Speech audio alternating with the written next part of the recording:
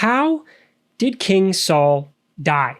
Yeah. How did King Saul die? And you may, right, if we could walk through briefly, give the spark notes of how King Saul died. And then I think let's also talk a little bit, if we're expanding their question, about David's response to King Saul's death as well, and how this is being used here. So first, how does Saul die, Bob?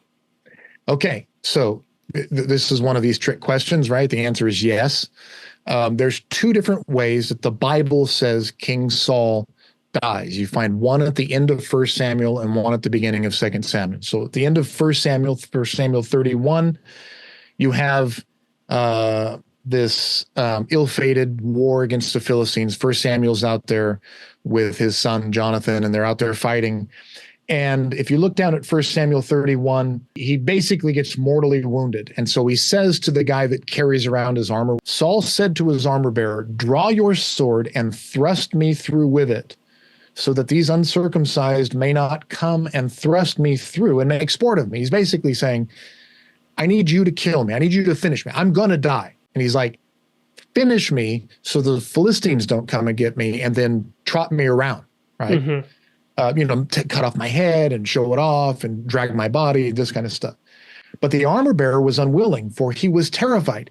You can't kill the king. You're asking me to kill the king. I know what's going to happen to me if I kill the king. I'm not going to do it.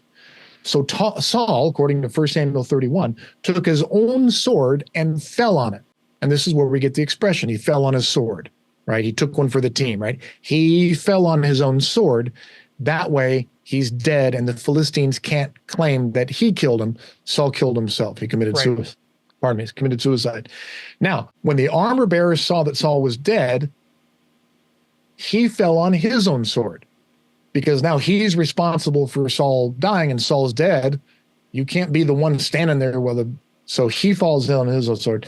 So Saul, his three sons, the armor bearer, everyone's dead. So that's the end of 1 Samuel. Now, if you read 2 Samuel 1 and 2, he says, the army fled from the battle, and Saul and his son Jonathan also died. And he said, how do you know that they died?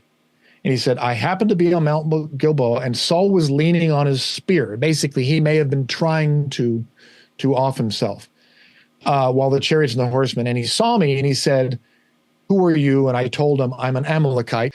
He said, come stand over me and kill me, for the convulsions are in. It's agonizing. Just put me out of my misery. Same as before, and yet my life still lingers.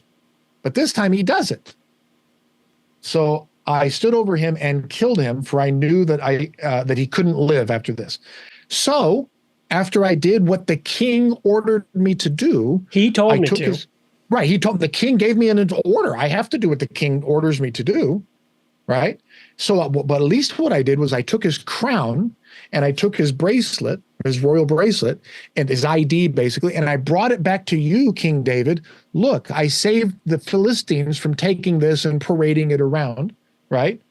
I took the crown on his head, and David took his clothes and he ripped them, right? And he mourned, and he tells the guy standing next, one of the guards there, come and strike this guy down. So they killed him, and he said, your blood be on your head, because you killed the Lord's anointed.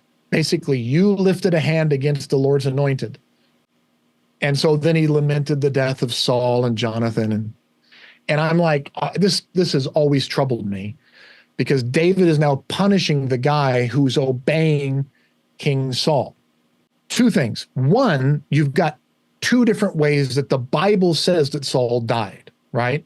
One says that Saul fell on his own sword because the armor bearer wouldn't kill him, and then the armor bearer killed himself. So Saul did it to himself. You've got another one where Saul's mortally wounded, and he tells this Amalekite who's coming by to do this, and he does it.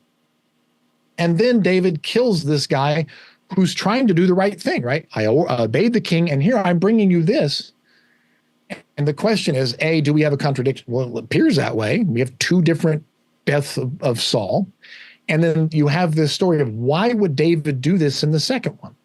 And it goes back to what we were saying earlier about the priest taking over and wanting to tell a story that promotes the priesthood. versus perhaps there was another contingency that was loyal to the crown, or let's say loyal to David, and they want to make David look as good as possible. Remember, there are several instances in the Bible where they want to make sure that it doesn't look like David is usurping the throne from Saul. Right. So you have this story about David's hiding in a cave and Saul goes in there to relieve himself. Right. Yeah. And Saul David could just kill Saul, but instead he cuts off the back of his robe, of his skirt, and when he walks out and he's like, boy, it's kind of breezy. And David's like, I cut this off. I could have killed you, but I didn't.